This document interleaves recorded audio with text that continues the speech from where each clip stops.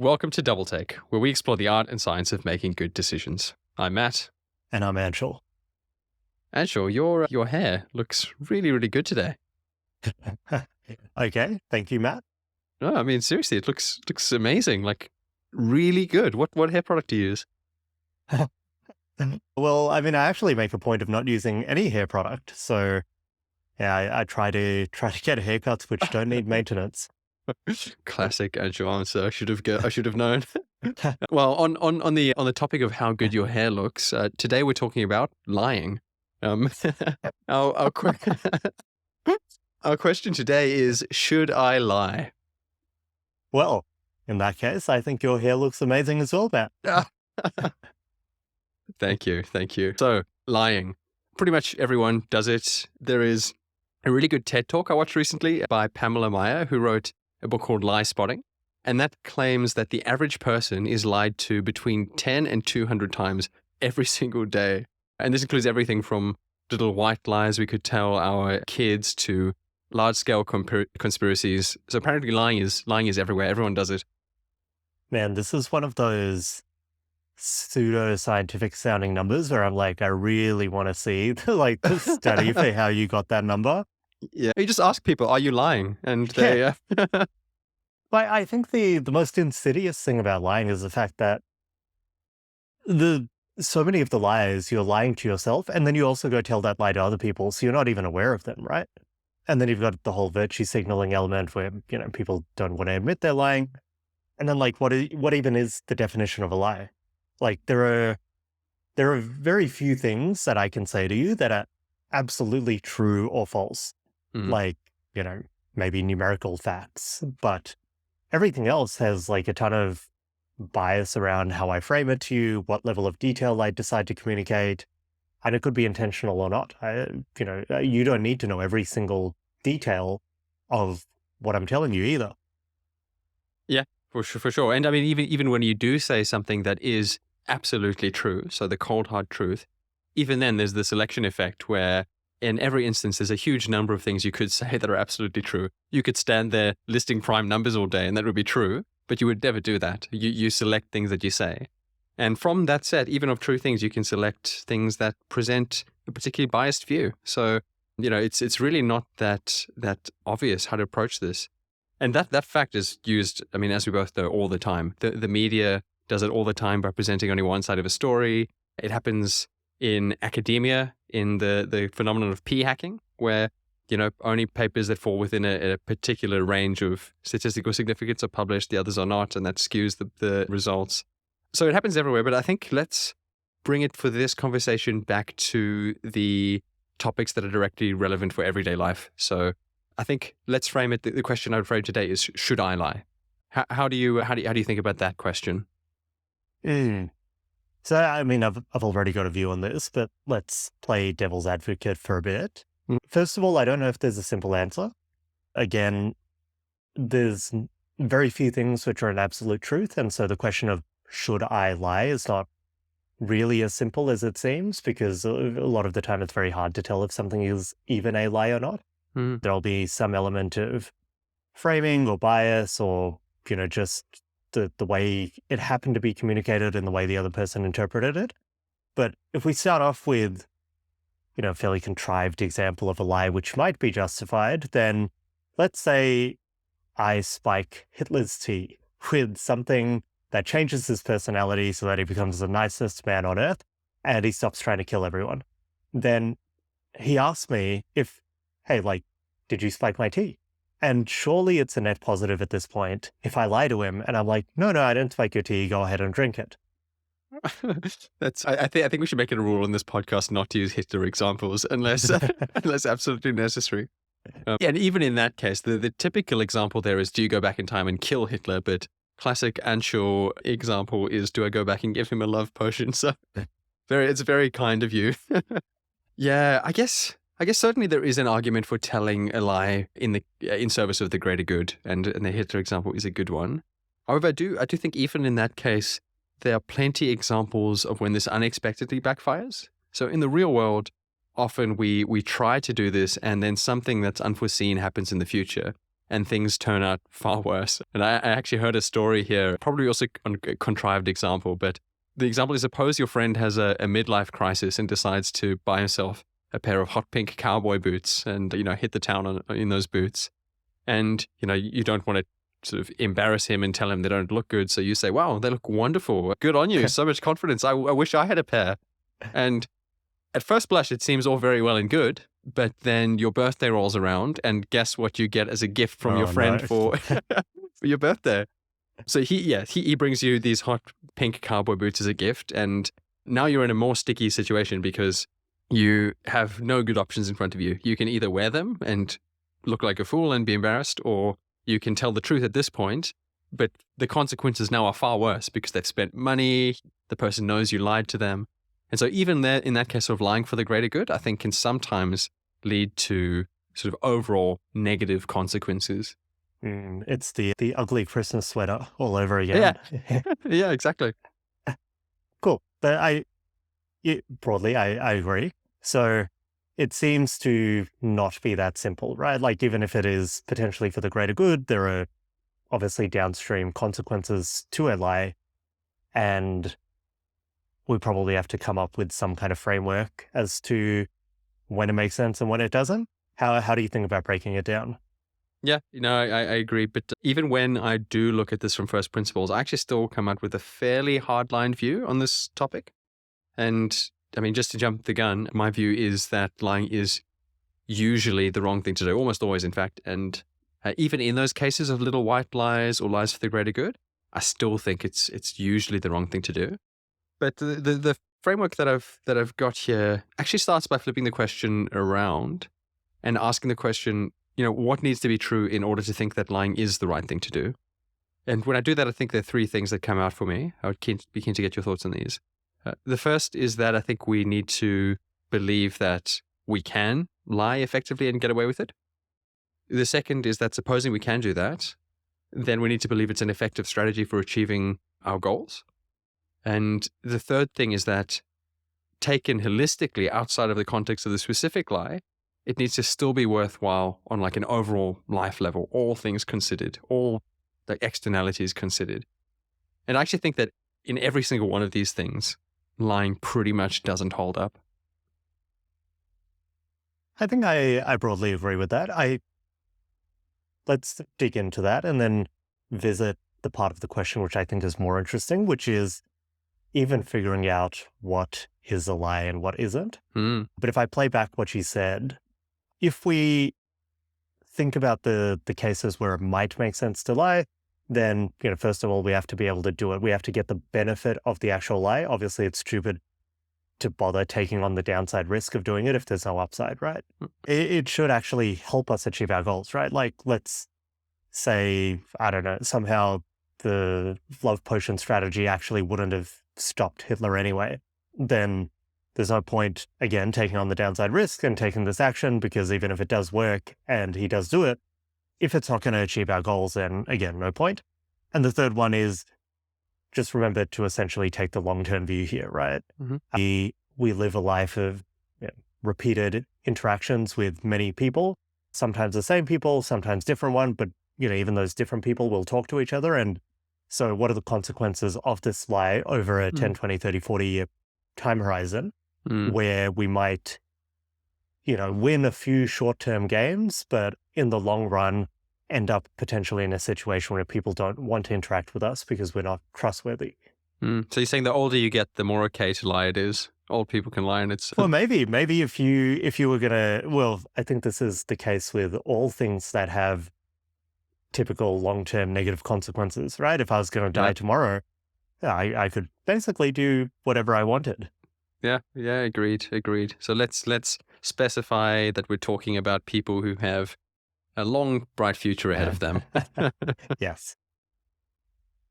I think I agree with most of that framing. So don't get caught. Make sure the lie actually helps you, and think about the long-term impact. So are we saying if we think through those things and we still think it's an okay thing to lie, then go ahead, lie? Well, I mean, I think there's two things here. One, I think as we dig into them, we're going to find that it actually, if you think about all three of those, even actually just the very third one of the long-term consequences, and importantly, our inability to predict what those might be, on average, it probably makes sense to never lie. And then two, when we revisit the topic of, how should we frame facts? What level of detail should we give? To some extent, we're always forced to make some level of air quote lie choice. How do we think about that? And is there maybe a better heuristic we can adopt when making those trade-offs? Yeah. Yeah. Does one come to mind? Do you have a heuristic in mind, or? I mean, off the top of my head, and this is very rough, but I would guess, in a one-to-one interaction, maybe the right heuristic is thinking about what is beneficial to the other person, or at the very least, if the other person understood all of the facts the way I do, they would appreciate the way I communicated it. And I suspect in the vast majority of cases, for most people, that is going to be communicating as much of the truth as is important to that person.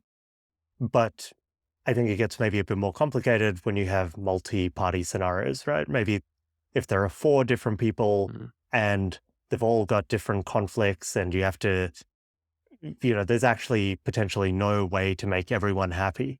And a lot of these things aren't necessarily explicit lies where you're withholding information. They can just come down to, how you frame a situation, or how you, the level of detail you're providing, or, where you're placing emphasis versus where you're not. Yeah. Yeah. Okay. I think that makes sense, especially the point about this lying game being more of a social one that involves repeated interactions with people. I think in that scenario, that lens of how much others can trust you, I think you're right. That's a really useful framing to have in mind. And so maybe bringing in that framing of trustworthiness, maybe we can break down those 3 points further. I mean, firstly, we said that for lying to make sense, you have to believe that you can get away with it. And I personally think we usually can't, especially in the long run. And I think this one breaks down further into like some technical reasons. Firstly, if you just think like mechanically what lying involves, you have to kind of create a story about the future. And then every time you tell a subsequent lie, you have to create a new one. And so there's this like branching effect of all the different scenarios you have to keep in mind. And I actually think very quickly the computational complexity of this procedure grows to be much, much bigger than what we can keep in our heads. There's like this exponential growth effect. And so I actually feel like even from just like a computational load perspective, we don't have enough RAM in here to run that procedure, and if it becomes so big that you have to kind of look back in like to hard drive memory and access things, people will see you standing there thinking about what you said. Try to come up with a consistent story. This reminds me of a very minor tangent here, but what was the thing which they came up with to explain the movement of the planets? Epicycles. Was that epicycles. Epicycles, yeah. Yeah, and they would just kind of layer on. It basically, I think it was before they realized everything rotated around the sun, and they would come up with increasingly complex models. They'd find a new star, it'd be in a different position. They'd be like, we got to layer on another rule, and then the entire thing fits together. Exactly. Far more computationally complex in a surprisingly kind of parallel way. Yeah, exactly. And then really, if you just say, oh, actually the Earth is spinning, and that's why the planets look like they're kind of doing these little cycles as they rotate around, everything looks great. So I think that's a great point. The other, it's sort of a related point, but if you imagine the space of all possible stories you could tell, most of them will be lies because most of them don't fit the facts. And I actually think with enough background information, you realize that in fact, the truth is the only unique scenario. There is, in the limit of enough facts, there is just one scenario that will fit all of them, and that's the truth. And we can get into details of that, but I think that means that it's incredibly hard to construct convincing lies in the face of a lot of background facts. And that means over time, like, lies become very, very contrived or unconvincing, whereas the truth is always something that uniquely fits everything. So from that perspective, I basically just think it's very hard to tell a convincing lie. Yeah, for sure. And I think also, as you do, the surface area of that lie increases. And what I mean by that is, you tell one lie, somebody asks a question, you have to construct another lie to explain that away. And as the surface area increases, you're building like a fundamentally fragile system where Yeah. each additional interaction with the web of lies increases the probability that the entire thing topples over. Yeah, it's interesting. And you can actually prove this again. Like, imagine you had to lie to someone about where you were at a particular time. You could give them one lie and keep it very vague. I was somewhere in the city on Monday. Or you could invent a whole calendar and tell them hour by hour where you were. In the second case, it's much more fragile. Even though it's a much more convincing story, it's much more fragile because you just need to point out one case in which you weren't there and the whole thing comes crumbling down. So, perfect example. And it relates to the third point under this sort of we aren't able to lie bucket, which is I think basically people are very good at spotting BS and seeking out the truth. Most people really just can't lie convincingly to other people. And most people are very good at detecting lies in someone else. You spot subtle things, even if it's sort of a bit subconscious. You get a subtle feeling that something's not quite right. And so I actually just think for most people, like they fundamentally aren't able to tell a convincing lie. Yeah, I mean, I don't know. Either I'm easily convinced and people have been lying to me and I can't tell, or that is broadly true. Yeah. Well, I think probably one downside of being very truthful is that you probably do place more trust in other people than is perhaps warranted. Yeah, maybe. I'd be very curious, that number you mentioned at the start, the 10 to 200, to just actually observe the raw data for that. Yeah. And, maybe we would both be very shocked at the level and frequency to which people are lying to one another.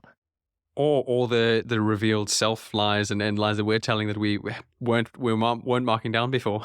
Yeah, exactly. Yeah, it's true. I'll go back and rewatch that YouTube video. The second point, don't need to go into major details, but the second point was that I think even if we could get away with lying, it's still usually not very effective at achieving our goals in the long term. And the two lenses I take here are one, a cost-benefit lens, and the second is like a trust and reputation lens. And maybe they're part of the same thing, but on the cost-benefit side, I really just think over time, like incentive systems have been calibrated such that they don't reward. There's no arbitrage in lying, basically. They don't reward liars in the same way that crime doesn't usually pay off. You typically get caught and the fines are usually calibrated in a way that makes doing crime not worth it by design. I feel like lying is very similar, whether it's calibrated within a social context or elsewhere. Usually, the consequences of getting caught out once undoes all of the upsides of getting away with lying in other areas. And so on aggregate, lying just basically doesn't pay off. It's really interesting when you gave the crime analogy, I immediately thought of countries where crime is extremely common and not really punished. Like if you go to India, it's just part of day-to-day life, tax evasion, bribery. People don't really think twice about it. I don't know, it might actually be similar in South Africa too. It is. And so I wonder if there's a parallel there. Like, one, what is the construct which means that the calibration is wrong in those locations? And then two, is there some parallel here to dishonesty where the social systems in some places are actually set up in a way where it is okay to lie? And again, if I think about, going to India, tax evasion, bribery, things like that, I would estimate that the average level of deceit in business dealings is far higher than elsewhere, which means to some extent people maybe care less about lying and there's maybe less long-term reputational risk to being a bit deceitful. That's a really interesting point. That's definitely based on sort of just reflecting on South Africa now. I would say that's true. Like bribery is very, very common. Sort of dodgy business dealings, corruption, very, very common. And it is related to the consequence. It's directly related to the consequences. There's a smaller, less effective police force. Bribery works, so you can get away with it. And I do think that results in also a culture that is kind of more lax about lying. Completely hypothesis. I haven't tested this, but it resonates. So I think it's a great point. Yeah, I think, this could be pure confirmation bias, but I can think of examples where people actually either catch deceit and are like, they got me, right? And with a small amount of respect, it's like, nice try, like I respect that move. But you didn't get me this time, I'll get you next time. And it does make me rethink the level to which the social construct is kind of inherent versus, actually can vary a great deal depending on where you go. Yeah, it's true. So maybe the second point has to be calibrated based on context a little bit. I think certainly in the context in which I live currently, it's not like that. And I think lying in most cases, especially in a professional context, I think the consequences definitely outweigh the benefits.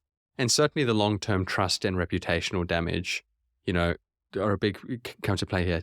Almost everything we do are repeated social games. I think a phrase I've heard is that reputation and trust are gained in drops, but lost in buckets. And I think it's totally true. You get caught out for one lie and it's 1,000 truths to get you back there. So that definitely resonates. But again, even if it didn't, the third point that I said was that I think if you look holistically at your life and include things that are even not related to this one particular lie, in that case, lying usually doesn't make sense anyway. A bunch of examples here. One is just the ethical lens. Lying is unethical. Lots of people don't want to be unethical people, and it doesn't make them feel good about themselves to lie and so on. So that's one. But it also it alienates you from people. Like the point you said earlier, you tell the truth a lot and then potentially assume more trustworthiness in others.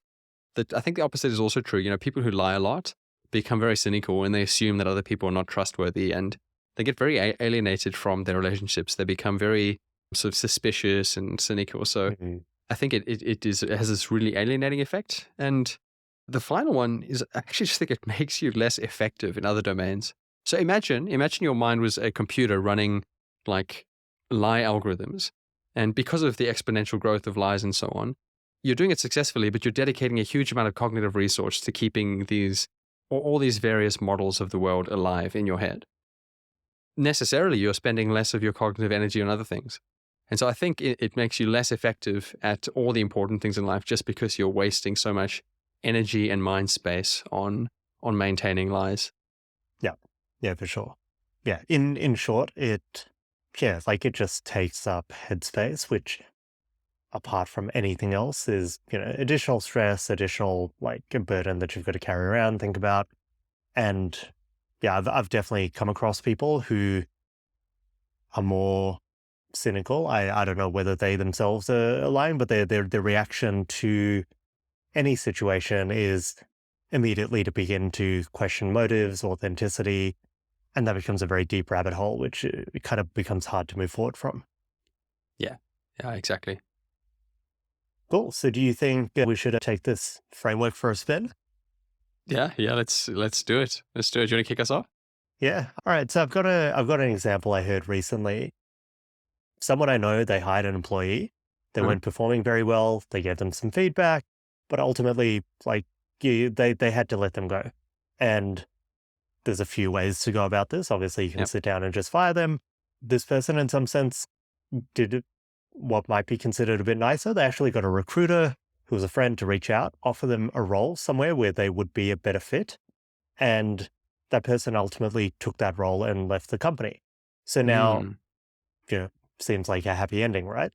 The person has left the company. The manager has, without confronting them or successfully, without having to fire them themselves, has gotten to that outcome. I think it's important to note they did give them feedback and they were kind of performance managing to some extent beforehand, which is important for that individual to know what they were doing that needed work.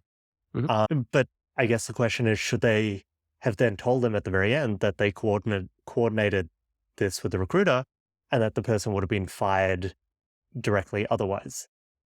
It's a very good example. I think this one touches a few points in the framework. Especially the one that comes to mind is that situations like this in life are repeated games, not one-offs. And so if you think from a reputational perspective and you want to build a trustworthy reputation, then you have to consider what the long-term implications are of, not telling them. And what comes to mind, so suppose, let's play it forward. Suppose you decided not to tell them the truth. So you organized this recruiter to come and find them a new job, and they had no idea that they would have been fired anyway, and you didn't tell them. in the short run, it definitely feels like a good thing to do, right? You solve two problems with one stone. You avoid having a tough conversation, can damage their confidence, and you also find them a new position where they are potentially a better fit. But it doesn't take very much thinking to look down the track and realize the game is potentially not over. So suppose, for example, in a few weeks' time, the new employer gave you a call to request a recommendation for this employee. Now you're put in an awkward situation. Like, what do? You are forced to break somebody's trust because either you can lie to the new employer and you can say, yep, they were a great performer, no hesitation recommending them. And then it turns out that when they underperform, you've just lost trust with the new employer. Or you could tell the truth and you could say to the new employer, no, the poor person is an underperformer. We would have made them redundant or whatever it is. Then if the word gets back out to the employee, you would not just damage their confidence, but you would also completely destroy the trust that they had in you. And so in my view, in this case, telling the truth minimizes this downside risk, which is much larger than the difficulty of having a tough conversation up front. But I'm not fully convinced that's the right answer. What are your thoughts here? What do you think about this situation? I think that's the perfect counterpoint. And I think I agree in that situation. Yeah, the downside risk long term is higher than whatever the short term benefit is. If I were to contrive this example a little more, maybe you could say that you genuinely thought that this person wasn't a fit for the current role they were in with you, but they were a great fit for this other role with someone else. And in saying that out loud now, it actually becomes a far less hard conversation to then go directly tell them that and have them move on to the next role, in which case, again, why would you take on the downside risk of telling the lie? I think a heuristic here is also potentially what would that person want? Like if everything was revealed to them, would they actually appreciate the fact that you saved them from doubting their self-worth or, damaging their confidence? And I think you'll actually get people in both camps. Like, I know people who definitely would want to know, I would want to know, but I'm pretty sure I know people who would say, I don't want to know. Ignorance is bliss. Don't tell me, it's going to take me months or years to get over the damage to my confidence. I'd rather go out into the job market, not feeling terrible about myself. And so I wonder if, just given the extra lens of, does it also make sense to tell the truth when the person doesn't want to hear it and maybe there is no benefit to them? Yeah, that's a good one. It's a little bit risky because you start playing this game of trying to predict what's in another person's head and then what is in another person's head and play that multiple times into the future, all just to like doctor what you say to sort of, I don't know, maximize how they feel about things. I definitely think there is some extent to which it's a good lens, but I do think that in many cases it will become just quite a difficult thing to do versus taking the lens of, representing the truth. But I guess it doesn't answer the question that you mentioned earlier. Is like, what level of truth do you represent in this case? Do you have to tell them all the details about why they were underperforming, or could you just say, hey, culturally this is not working out great, but there's this other option which it would. So yeah, it doesn't fully answer that question, but I think I love the sentiment in that way of thinking. What would the other person want? What would most benefit the other person? So I definitely buy that. What are the other downsides there? So, one thing that comes to mind here is that everyone can agree on what the truth is once you agree the facts. But if you say, I did this because I thought that they would want to hear it, no one can then kind of scrutinize whether that's true or not. It's a truth that just lives in your head and can be a story. So how do you get away from things like that? Yeah, I think the other element here is that it's really easy to lie to yourself. And the vast majority of lies people tell themselves are like, they will end up getting told to other people and you'll end up believing them. This is essentially what all cognitive bias is, a lie to yourself. Yeah. And if you do take the approach, which I just mentioned, where, you start to try to guess what the other person might want and, structure everything around that, it becomes very, very easy to lie to yourself, right? You can now start telling yourself lies which maybe justify an easier path, but which aren't necessarily, the air quotes, right thing to do. And so I think where we're ending up is essentially in a place where if we contrive concrete, specific examples, I think we will be able to find cases where rationally it does make sense to lie. Mhm. But it's one of those things where it only exists on paper. And Mm. in practice, there's just so many unknowns that good heuristics are going to win out every time on average over the long run. If we, if we do take this particular example to another extreme where I think it starts to become more justifiable, then let's say, everyone on their team also hated them.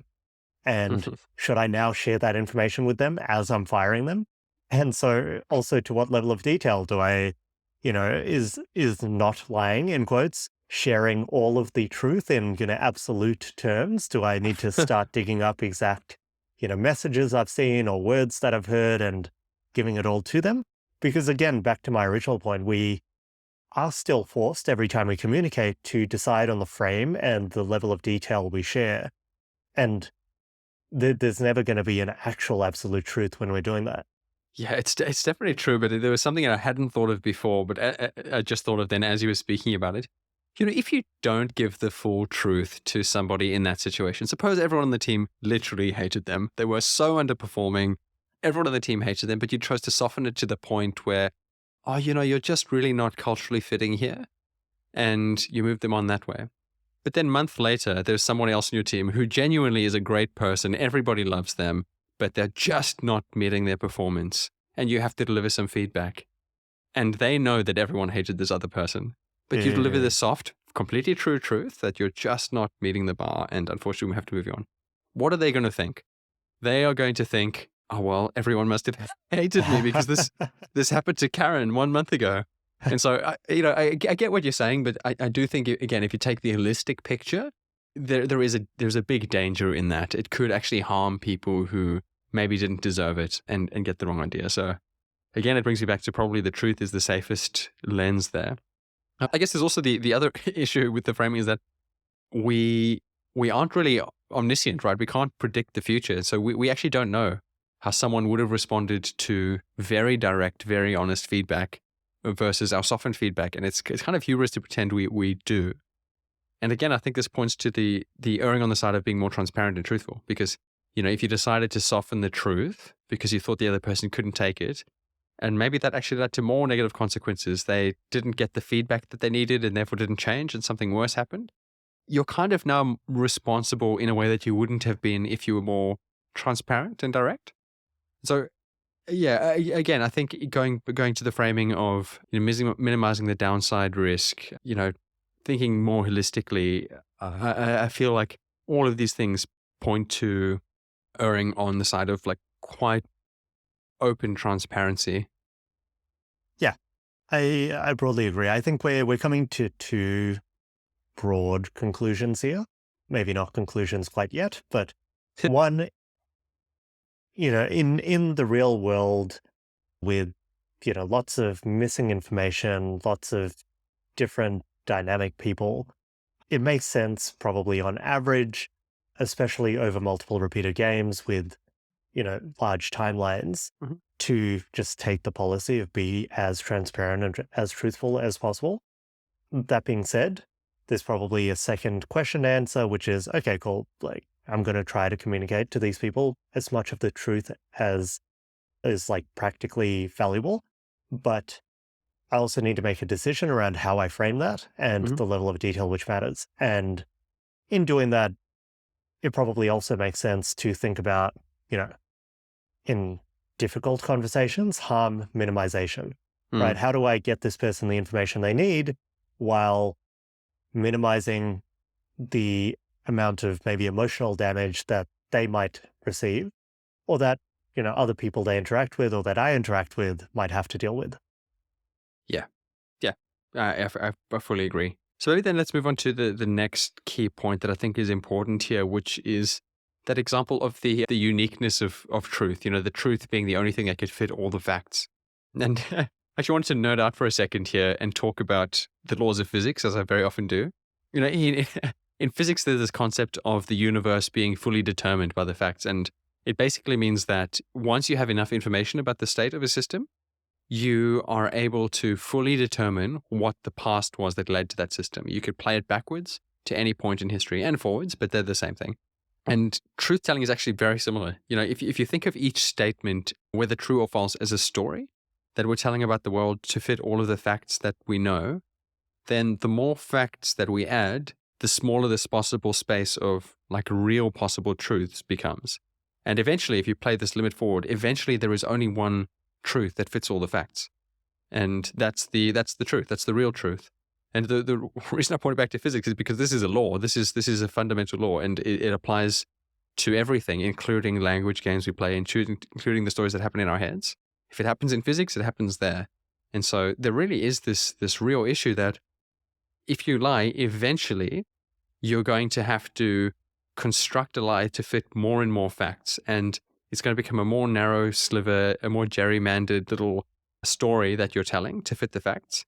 Either that's going to be extremely, extremely hard to do, or, it's going to be extremely, extremely hard to do. And you have to continue like tweaking the story, or eventually you'll hit a point where there is no way to continue this story. Like the truth will cut it through. There'll be like logical inconsistency. And so from that perspective, I think, you're even starting with like little small lies is a very dangerous thing to do because it sets you on this path that usually ends in a lot of pain. That is a very you example. I find it extra funny because if the universe is fully determined, then the entire premise of this episode, should I lie, somewhat out the window because we never had a choice in the first place, right? Yeah, this is like our conversation on free will that we didn't ever put anywhere. Yeah, exactly. Can't escape it. But I think what you're saying is correct. This is commonly referred to as, I guess, like the web of lies. Yeah. Like if you defend one lie, you'll layer more lies on top, and each time you do that, the entire thing becomes more fragile. You have more lies and stories to track in your mind. The surface area of the lie or web of lies increases, and a single kind of fracture in that web will unravel the entire thing. The first example that comes to mind is like murder mystery, right? Yeah, you've got Knives Out is probably the most recent thing I've seen. I don't know if you watched that, but you've got something like 10 people. They're trying to figure out who committed the murder, and the detective is, always unraveling the thread of clues because the murderer was never able to cover every single thing up. Yeah, I think the other point which you touched on very briefly, but the other downside to telling these small white lies is I think it actually trains the mental habit of dishonesty. And like I said before, lying to yourself is probably the most frequent and the most dangerous form of lying. And there's almost another angle here where you want to very deliberately train the habit of truth seeking, if only purely for yourself, so that you can avoid the lies you will otherwise be telling yourself. And if you only walked away with that as, the clear win out of all of this, I think that's massive, upside in every decision you make throughout the rest of your life. That last point is a really good one. It is one that I would love to see some data on or some studies on, because I could also imagine someone who gets really good at lying has to have an amazing awareness of what the difference is between a lie and a truth. And maybe someone who's great at lying to someone else is actually very good at being honest with themselves and calling out their own BS because they've practiced so often thinking about all the different lies. But potentially not. My guess would be you're right. My guess would be truth-seeking behavior and sort of just being truthful as default to others, to yourself, probably leads to a more truthful way of being with yourself. Well, the population I imagine to be the most truth-seeking is scientists, right? Because a good scientist at least, will assume that they are default wrong, right? I'm dealing with some inaccurate model of the world that I've got to date, and my job is just to find a slightly better one that is also wrong. And you know a lot more scientists than I do, so I'd be curious where you tend to find more like deeply truth-seeking people in the world of business or in the world of science. Oh, God, no, that is an interesting one. The problem is that both are faced with this really insidious problem of Moloch, which is the huge incentive systems that kind of force everyone to act in particular ways. in business, it's like profit-seeking behavior. In science, it's getting citations and, publish or perish. And while I completely agree, like science as sort of when done right is really truth-seeking and great. I do also think it's plagued by severe issues, like, for example, only the norm to only publish positive results leads to scientific publications in aggregate and meta studies that are completely divorced from the actual statistics of the world. And then those become the foundational studies for other work and so on. And everyone kind of knows it, but everyone knows it's a hard problem, so no one's really digging into it. And so I think there's like this layer one truth-seeking mentality built on a big edifice of of lies that everyone knows about and doesn't want to, we'd rather die before we remove the veil on that problem. Yeah, I mean, the science one is good because, you mentioned something as serious as murder mysteries for truth seeking. Then you get little things like scientific studies and what you study. And I think it's true. It doesn't have to be as consequential as a murder for it to be important to worry about whether you're starting a web of lies. I think even very small little white lies can actually end up having just as bad consequences as a very, very blatant lie. The example that I have in mind here is quite prescient at the moment is of Elizabeth Holmes from Theranos, which obviously that's a healthcare company. It promised to revolutionize blood testing through at-home blood tests that just needed sort of like a drop of blood versus a full sample. And I actually only recently just finished reading the book that kind of like revealed the whole scandal. But, the start of her story was just basically slight exaggeration of the vision of the company and what the technology could do, telling stories to investors about how their technology worked or could work. And it was kind of, white lies. It was early on. There wasn't really anything there, but people could buy into the vision. But it kind of set a precedent to get the ball rolling and tell slightly bigger lies and more lies on top of it as more people got interested. And eventually it grew to, very serious lies, deliberate deception of investors and regulators and customers, blatant falsification of medical data, fake demonstrations, like you name it. It was really, really full on lies. And it just started with sort of like very small sort of white lies about the product. And I think just in the last couple of weeks, Elizabeth Holmes was given an 11-year prison sentence for basically starting off as a fresh university graduate or university dropout, sort of selling a vision, and it just spiraled from there. So I don't think it has to start with a murder for it to be very bad down the track. Yeah, and I think she's gone through some kind of personality change as well, from what I can see. Like she somehow started dressing like a mum. The pitch of her voice has changed. I mean, as far as the deception rabbit hole goes, I think she's very deep down it. But I think the Theranos story is a really good one, right? Because this idea of, fake it till you make it in the world of entrepreneurship especially is often celebrated in hindsight. There is a world in which, she somewhat exaggerated what she began with, and they did actually figure it out in year 3, and they had used that exaggeration to raise the money that enabled them to figure it out, which unlocked, huge revolution in healthcare, right? Mm-hmm. But unluckily for her, it didn't work out. Another example that comes to mind is Elon Musk with Tesla, right? Mm-hmm. He's been telling us and customers that we're going to have fully autonomous vehicles. It's just going to be a firmware upgrade over Wi-Fi into your Tesla. And he used that vision and that dream to raise money, to sell cars to customers. And I don't remember the first time I heard it, but it's been, many years now. And I still don't believe we have self-driving cars. And I don't know if we plan to anytime soon. But it's almost a case where it did work out, right? Tesla is doing fairly well. Actually, I don't know the latest on that. It's quite a volatile business from what I hear, but it's alive. The business is, he raised the money. He got the vision off the ground. It's not a Theranos where the entire thing just kind of fell apart. And a lot of people will celebrate the risk that Elon took, both, reputationally and financially, to go do that. And the fact that he managed to pull it off by taking that risk.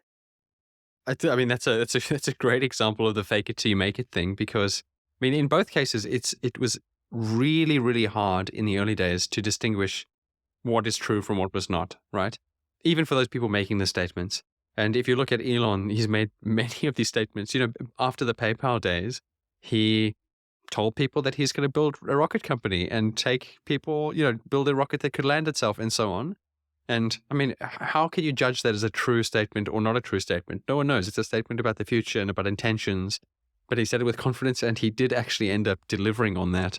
And Elizabeth Holmes, as you said, she made some similar statements and she didn't, and it spiraled. So you're right. It's very unclear, and you don't want to discourage statements like that sometimes, because they do become self-fulfilling.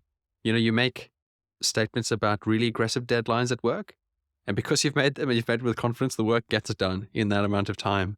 And if you hadn't made it, it wouldn't. And so I think in general, there are cases in which fake it till you make it is not a lie. People understand that you're saying things that are untrue today, but you believe that they will be true in the future. And there's a sort of bit of nuance around that question. I think, I guess, what's needed in those cases is just a set of guiding principles up front that kind of guardrail the things a little bit and stop them from getting out of hand. Maybe, like, for example, in the case of Theranos, a principle could be that it's okay to confidently tell investors about your vision for the future and what you think is possible and, what you believe your technology can do if everything goes well. But there are certain hard lines, like misrepresenting data, misrepresenting trials, absolutely not on. And at least then you kind of guardrail the truth a little bit.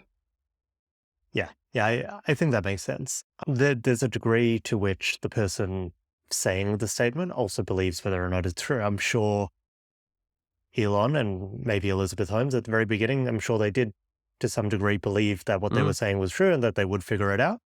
But yeah, like you said, anything that is concretely misrepresenting something that's clearly a fact, that's a very clear line, which at some point she crossed. Yeah, for sure. So what's the recommendation? Do we have a conclusion here? I mean, the overall policy seems to be let's not lie. But as with all of the questions we explore, that's probably not as simple as it sounds.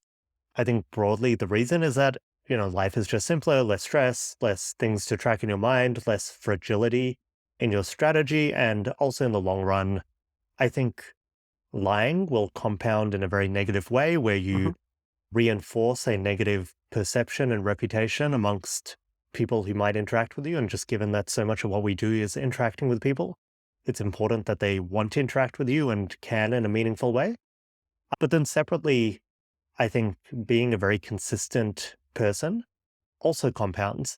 And if you're a very consistent and, in this case, truthful person over 10, 20, 30, 40 years, then people will remember and also share the instances which stood out to them as, this person, regardless of the context or the situation, decided to be truthful. And that'll make other people more likely to come work with you or interact with you because they know they can trust you, right? Life's just a lot easier when you can trust the people you're dealing with. I think the big caveat here is, like, what does lying even mean or telling the truth even mean, given that when we communicate, we're forced to take a stance on what information we share and how we share it and the level of emphasis we might place on different parts of what we're sharing. What do you think the heuristic we should use there is? Yeah, it's a hard one. I think you're totally right. That sort of is like the big unanswered question here, because I think there are roughly two classes and they do deserve different treatment. On the one hand, you have fairly obvious things, simple instances of simple facts, no ambiguity about what is true and what is not. If I ask you what you ate for breakfast today, there is no ambiguity in that question. And I think in those cases, the analysis we've kind of gone through points to the fact that it's probably like almost always the best policy to just be truthful about those, or at least be truthful in not answering them. You don't have to answer every question, but that's different from lying about them. So I think in that sort of like easier case, it's quite straightforward. I think in the second instance of these cases that are more nuanced, where, you're not really sure what is and is not the truth per se, I do think we need a heuristic. And one that I thought of was basically an instance of the good old sunshine test. Imagine that whatever course of action you end up taking is going to be hung out in the sun for everyone to see. Like, imagine a journalist is going to investigate you and write an article about what you did that the whole world will read. in that case, what do you want that article to say? What would you be comfortable with the world seeing? And I think that lens very often solves a lot of this, because it brings in that point you made earlier of, maybe should I lie is not always the most helpful question, but, how do I be most trustworthy, or how do I maintain a reputation as being trustworthy? And I think that solves a lot of that. So maybe that's the helpful heuristic here. What do you think of that? Yeah, I love that one. It's almost like an insurance policy heuristic, right? Because Yeah. to some extent, the big downside risk is that, all of your interactions are, in quotes, hung out to dry and, shared with the entire world.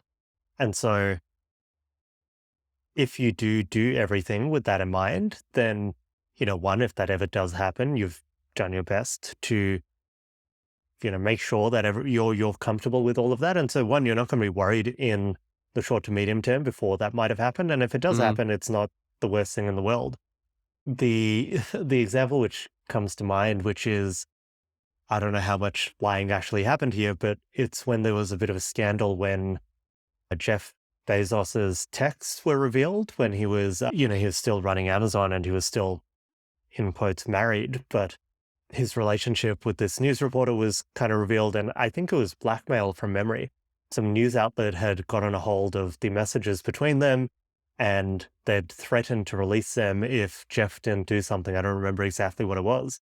And he basically just said, go for it, like release it. He just totally called a bluff, and he's like, I have nothing to hide. I think the public story, the party line was, my wife and I have, been living separate for a long period of time, and, we hadn't just told the world, but we're okay with it. And he, in theory, hung everything out to dry and seemed okay with it rather than caving into the blackmail. That's a great example. That's the same. I recently kind of rewatched the Hamilton musical. And there, in the Hamilton musical and obviously in the real story, he gets caught out for having an affair and using public money to pay for the husband of the woman not to sort of reveal to the public that that's what was happening. And when it came out, he was just like, okay, well, I'm going to release this to the public. And he wrote public letters and sort of fully honestly and transparently communicated everything. And I don't know, today he's seen as a hero of sorts. So maybe that had something to do with it. I don't know. But yeah, I think we've definitely come to the point where this, more transparency, more honesty, a better policy. Maybe let's bring this one to a close by thinking about what other people have said on this topic. Have you seen or read anything that you think is interesting that people would want to hear? So I think the interesting part about this question is, on the surface, the answer is somewhat obvious. Should I lie? Well, everyone seems to have broadly in the world, the view is fairly consistent that lying is bad, don't lie. I think it might have been one of the 10 commandments, I assume. It's a thing that's existed for a long time and seems quite core to most cultures. The nuance is, obviously more complex situations like we talked about. And I think fiction often does a really good job of showing you cases where the trade-offs might not be so obvious. And fiction usually does a good job with all kind of ethical questions like this. Two which come to mind are, one, there's a long Indian epic called the Mahabharata, and that's got a character in it. It's got a few characters actually who are, very firm about their ethics and the virtues, and there's a few which, they would rather die than ever tell a lie. And it is celebrated as a virtue in a book, but there are very clear repercussions as well and trade-offs that they have to make, which, result in many people being killed and causing a lot of harm. And it does make you question, was it more important in those situations that person told the truth, or, should they maybe have saved the hundreds or thousands of people from death? Depends how old they were. How old were they? I mean, you kind of see them through their entire lives, and they kill batches of people throughout their lives by holding on to these virtues. The other one is Les Mis, which you might have read or seen. It's not strictly lying, but you also have a kind of similar trade-off where you've got two main characters. One, someone who stole some bread to feed his family right before the French Revolution, and he serves many years in prison doing hard labor, and then eventually he escapes and becomes somewhat a philanthropist type person in the community. You're giving people jobs, helping people. Seems like a good man, right? And his initial crime and the big picture wasn't that bad. But then you've got this prison officer type person who spends the entire book hunting him down, trying to catch him and making sure he serves his sentence. Because in the eyes of the law, he is still technically a criminal who stole some bread and then escaped. And, maybe the lie here would be the officer turning a blind eye, looking the other way and letting him go. But, within the book, at least, it's very much a clash of values to some extent, right? The audience is usually rooting for him and saying, he's made up for his sins. But on the other side, you've got this officer who is very, very firmly, I will not drop this, set of values. Yeah, that's such an interesting example because I think I have seen it several times, and the thing that comes across from the audience perspective, you see that the whole system is in some sense not true, and this person is forced to operate in a system of lies, where where stealing bread to feed hungry people is the wrong thing to do, and the police officer is operating in a separate system and serving his role very well in that system. But it's a system that they're incompatible. His thing is, if it's a crime, it's you got to track the person down. So it's an interesting one. The ones that came to mind for me were also fiction, actually, and they were more of the internal types of lies and lying to yourself. And they're two of my favorites. The first is Dostoevsky's Crime and Punishment, and the second is Vladimir Nabokov's Lolita. And both of them take a very, very close look at just how deep self-deception can run. I won't spoil these books in case you've not read them, but I will say in both cases, the story is told from the perspective of the protagonist. And they've both done very, very bad things and continue to do very bad things. But they have a self-rationalization narrative that kind of tells their self-story of, them being good people, and they rationalize everything they do. And what's so interesting is that as they go through it, the reader, you end up kind of supporting them in a way. If you're not careful, you end up being on their side because you buy into their rationalization. It's really crazy. So yeah, if you've not read those, I would read them, but just be warned, they're both a little bit heavy. I have not. It sounds like we've both got a bit of reading to do. Yeah. Same time next week? True. Yeah, sounds good. See you then. Sounds good.